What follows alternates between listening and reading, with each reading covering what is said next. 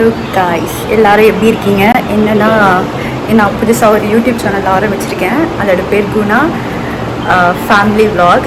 ஆக்சுவலாக இது basically family விலாகாக தான் வரும். ஆக்சுவலாக நாங்கள் எங்கே கிளம்பிட்டுருக்கோன்னா குடும்பத்துக்காக கிளம்பிட்டுருக்கோம். அது நான் உங்களுக்கு போய் காமிக்கிறேன் எப்படி இருக்குன்னு சொல்லிட்டு. பட் இதுதான் ஃபஸ்ட் டைம் நான் விலாக் எடுக்கிறேன். எப்படி நல்லா இருக்கா கேவலமாக இருக்கா அதெல்லாம் எனக்கு தெரியாது. பட் நான் அதுவும் புதுசாக ட்ரை பண்ணுறேன். ஸோ அதுக்காக எல்லோரும் என்னை அப்ரிஷியேட் பண்ணுங்கள். மறக்காமல் சப்ஸ்கிரைப் பண்ணிக்கோங்க. நிறைய வீடியோஸ் ஃப்யூச்சரில் வரும். ஹலோ காய்ஸ், அப்படி பின்னாடி இக்னோர் பண்ணுறேங்க, கொஞ்சம் கிளம்ஸியாக இருக்குது.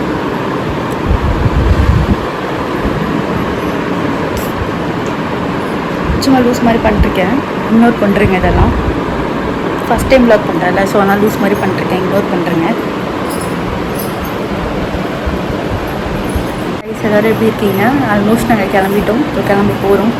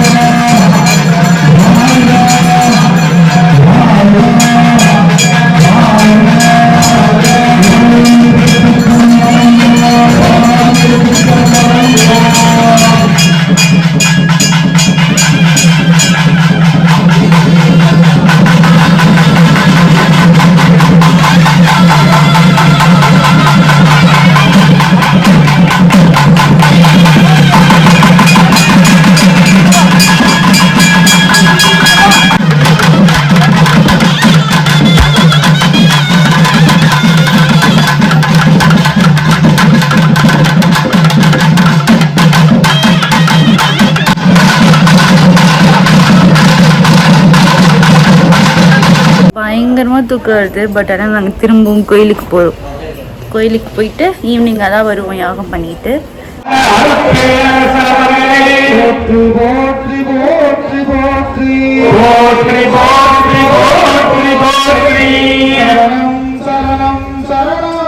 சரணம்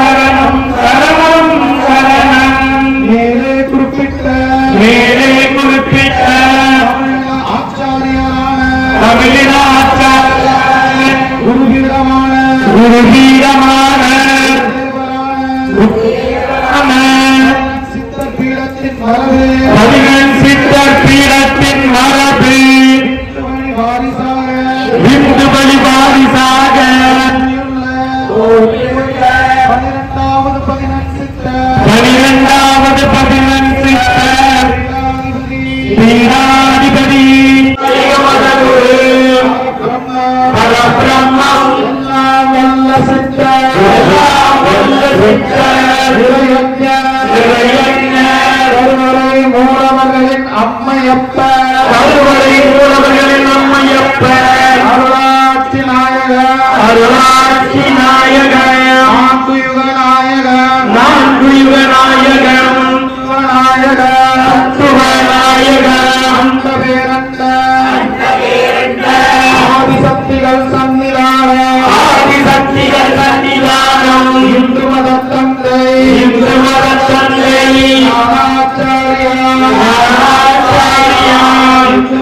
ஆச்சாரியா ராசிவட்ட நிறைவுடைய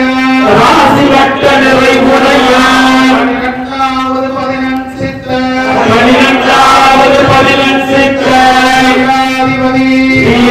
பக்கத்தில் 2 ஊர் இருக்குது. அந்த 2 ஊர்லேருந்து 3 பேர் அவங்க கொஞ்சம் நல்லா பார்க்கறதுக்கு ஐயர் மாதிரி நல்ல சிவப்பாக இருப்பாங்க, வாட்டு தாட்டமாக இருப்பாங்க, நல்லா இருப்பாங்க. இது நடந்து கிட்டத்தட்ட 350-400 வருஷம் வச்சுது.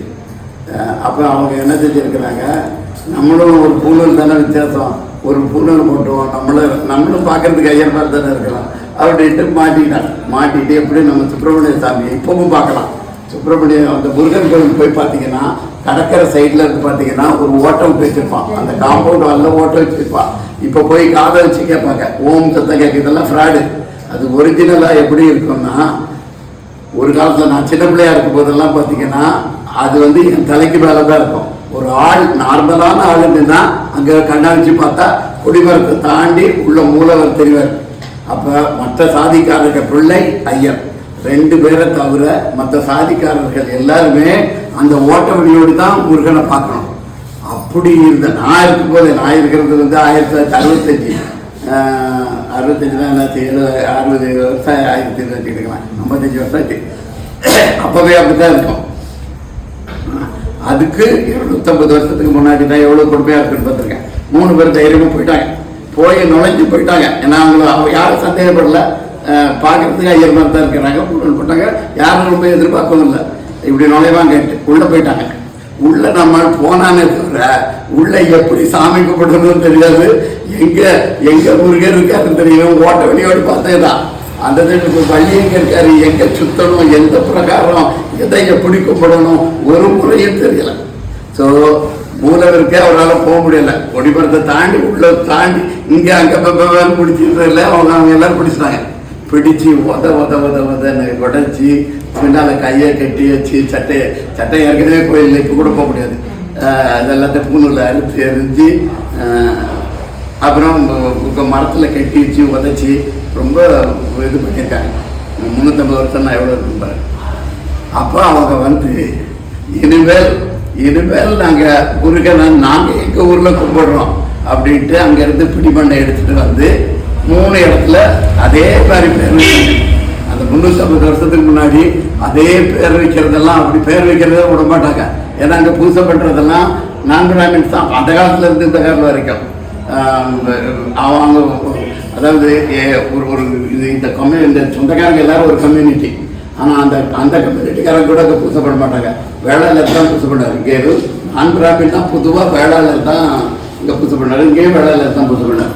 அப்போ வேளாளர் பூசை பண்ணுறதுல சுப்பிரமணிய சாமின்னு பேர் வைக்கிறதுக்கு அந்த காலத்தில் ரொம்ப எதிர்ப்பு. ஆனால் இந்த ஏரியாவுக்குள்ள ஐயரால் ரொம்ப பெனிட்ரேட் பண்ண முடியல, அது பண்ண முடியாததுனால அப்படியே வச்சு பரவாயில்லன்னு விட்டுட்டாங்க.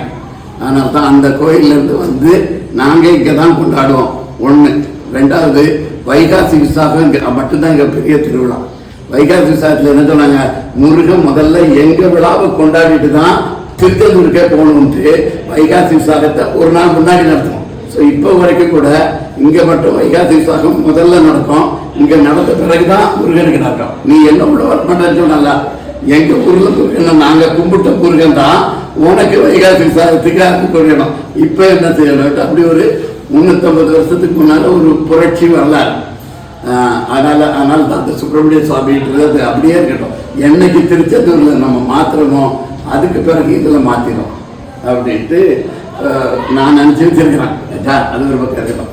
அதே மாதிரி அது பிறகு கொஞ்சம் பணம் வருமானம் எல்லாம் தட்ட இதாகிடுச்சுது. அதான் அந்த 1931 பிறகு கிட்டத்தட்ட 100 வருஷம் ஆக போகுது. அதில் இருக்கிறது அந்த பொன்னுசாமி நாடான்னு இருக்கும். அது எங்கள் தாத்தா அவங்க வந்து டிஸ்ட்ரிக்ட் கலெக்டராக இருந்து ரிட்டையர் ஆகிட்டாங்க. அவங்க பாட்டி. ஸோ 1931 ஒரு டெசிஷன் எடுத்தாங்க.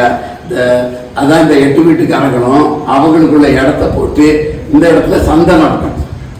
சந்தையில இருந்து வர்ற வருமானத்துல கால்வாசி இந்த கோயிலுக்கு கொடுத்துருங்க. ஸோ ஒரு எக்கனாமிக் இதை பேச உருவாக்கி அதுல இருந்து வந்து அந்த காலத்துல சந்தைன்னா மயிலப்பூர் சந்தைன்னா பெரிய இது இங்க இருக்கிறது. எங்க வீட்டை தாண்டி அந்த பஸ் ஸ்டாண்ட் இருக்கு பாருங்க, அது வரைக்கும் சந்தையோட சத்தம் கேட்கும்பாங்க. அந்த அளவுக்கு இது பெரிய சந்தை இந்த லோக்கல் 18 பெட்டிக்கும். அதனால இந்த 18 பெட்டியில இருந்து இந்த கோயில் வைகாசி விசாகத்துக்கெல்லாம் பார்த்தீங்கன்னா திருவிளக்கு பூசையிலெல்லாம் பார்த்தீங்கன்னா ஈஸியா 1500 கொண்டு வரும். நாம 2 வருஷத்துக்கு முன்னாடி நடத்தும்போது 1359 திருவிளக்கு வந்துருச்சு. அப்ப திருவிளக்கு பூசைக்கு 1000 அவ்வளவு கிராண்ட் அந்த 18 பட்டியில செய்வாங்க. அந்த 1931 தான் அந்த ஜெய்சன் எடுத்தாங்க. எல்லாத்தையும் வச்சு கொஞ்சம் பெருசா அது ஒண்ணுதான், வெறும் நடுகள் தான். அதுல ஒரு வேல் சிலை இருக்கும், இந்த சைடு மயில் இருக்கும், அவ்வளவுதான். இதுல எழுத்துக்கள் இருக்கு, எழுத்துக்கள் இருக்குது. அந்த எழுத்துக்கள் ரொம்ப படிக்க ட்ரை பண்ணி பார்த்தா ரொம்ப கஷ்டமா இருக்கு. படி எடுக்கவும் முடியல, எடுத்து பார்த்தா சரியா வரல. அதை போட்டு வச்சிருக்கு. ஸோ அப்படிப்பட்ட ஒரு வரலாறு இருக்கு.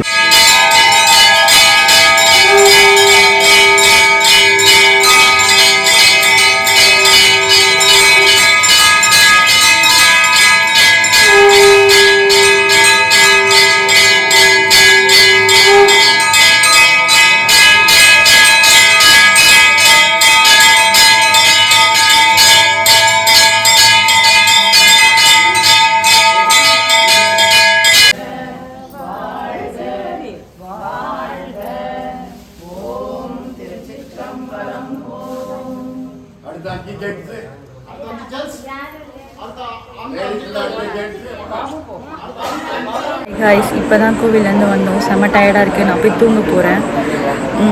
நாளைக்கு பார்க்கலாம். நாளைக்கு ஒரு புது வீடியோட உங்களை பார்க்குறேன். அது வரைக்கும் பாய் பாய். தேங்க்யூ ஸோ மச் ஃபார் வாட்சிங் Guna family vlogs. Bye bye. Tata guys.